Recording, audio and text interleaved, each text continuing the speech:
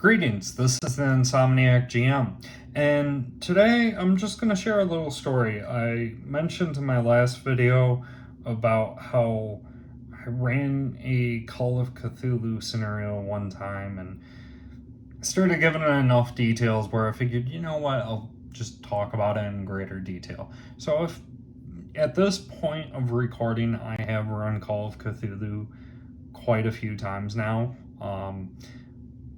One of the times, though, it was rather funny. I mean, it was horrific, but it was also funny, and it really made an impression on all of us. So I did run a module for my players, and I don't want to give the name of the module, and I'm going to try to be vague on the story aspects of it because I don't want to spoil the module. But so we were playing and we had 4 players in that game, and it was the first time they all played Call of Cthulhu. And I printed out a bunch of character sheets online. I had backups just in case. I set it up where I had backups that I could fit into the story pretty well. Like I had police officer character sheets if a player went down and there was a police officer, etc. And I wish I could remember the names of the characters, but I remember my I'm just gonna call them by their Pathfinder character names because we've played that campaign so long, that's what I kind of recognize them with. So we have Ivy, we have Mandark, and we have Grand, and then this was their second time ever playing, so I'm just gonna call him Ghost Rider because the first character he played was in my actual Monsters game. So we all sat down to play this game, and they all got their characters, and right away Grand was freaking out because he out of all the characters, he got, as he would say, the boomer character. So one thing with Grand was he was crazy about all of he's very big into history and war, so he kept yelling at all the players. I should mention this module was set in modern time, so he kept yelling at the other players with the huge age difference, calling them like millennials and all that, because I think his character was like in his 60s and the rest of the characters were like in their mid to late 20s. And it was just pretty funny. He kept going on about like details of his service in the war, and oh gosh, I will tell you, that player, every time he's at my table, he is a blessing. Grand, if you are watching this, I love when you're at my table. I can make more stories about the times you've played, and there's one I would like to have you on camera talking about one of your stories. But so we had them in this group, and so at this point, Ghost Rider, this was his second RPG he ever played. He played actual monsters, which was pretty dark. Like I knew they were mature, so I ran a really dark tone. So yeah, I figured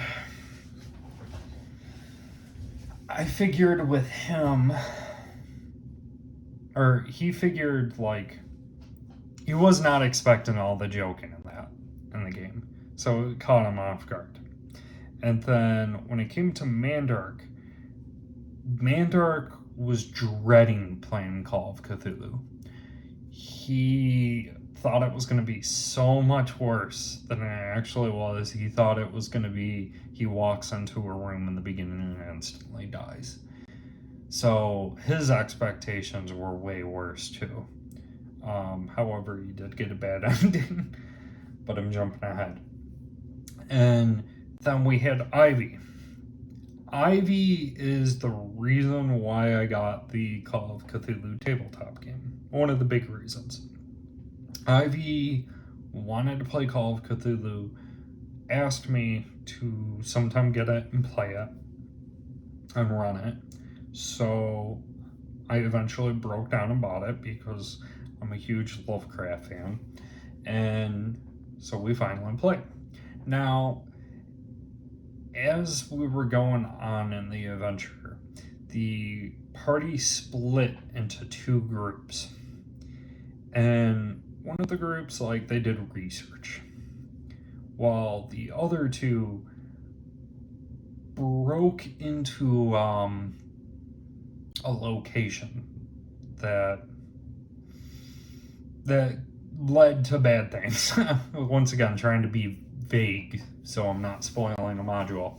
So they looked at files that would have made them gone insane.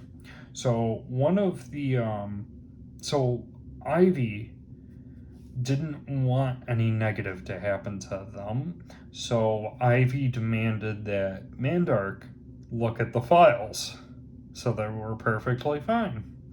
Well, Mandark looked at them, rolled, and went insane. They lost so much sanity through that session, and we rolled to see what sanity they ended up getting. And they got attack nearest player or something like that. So they went to go fight Ivy, and he ended up rolling a natural one for attacking with a gun or something like that. He ended up killing Ivy straight up, which he ended up breaking out of that insanity afterwards, and then went crazy role playing and everything, that he died, or that he killed his friend. And he started panicking about that. He's like, oh my god, I'm gonna die, I'm gonna go to prison, oh my gosh, all this is going on, do I turn myself in, is the bad guy going to win? So the players ended up, Ivy's well, am I done in the game? And I'm like, well, no. The other players happened to go to the police station, and so I handed over Ivy a police officer character sheet, and I was like, okay, Ivy, they tell you to, just check on what these guys are saying, go with them, it sounds a little fake, but just check it out. Maybe there's something going wrong. They do seem to have their stories matching up with the scenes that have happened. So Ivy goes with them. Well, Mandark eventually meets up with them, and he's just traumatized and shooken up. And they end up getting into a battle with the bad guy. Well, so Grand, the old man, took cover and kept shooting at the bad guy. And I kept missing my attacks on him. And then when I would attack Ivy, I had a shotgun, and Ivy charged right at me, and I ended up killing Ivy. So I was like, okay, well, I got one of these character sheets. And I was like, okay, one of the civilians in the area the gun from the police officer goes spiraling on the ground, sliding, and one of the civilians looks at the gun and realizes they can join in and fight. And Ivy, you can play it. So this moment's getting intense. Everyone's freaking out. Like they're watching as their health is low. They know like a good shot and they could be dead. And all of a sudden, at this point, Ivy's been fighting in it with this new character. And the moment's just very serious and intense. And once again, I printed these characters sheets out online. And Ivy interrupts and goes, "Why does my character sheet say language weeb?" And we all died laughing. Like, in a way, like, I screwed up. I should have looked at that, but if I could have gone back and undone that, I wouldn't have. That was a good laugh. So we all got a laugh out of that. And once again, during this time, Ivy charged in again. Everyone else is taking cover, trying to stay away, and Ivy dies again. And at this point, Rand, the old man, like he ends up landing the final blow, and ends up killing the monster.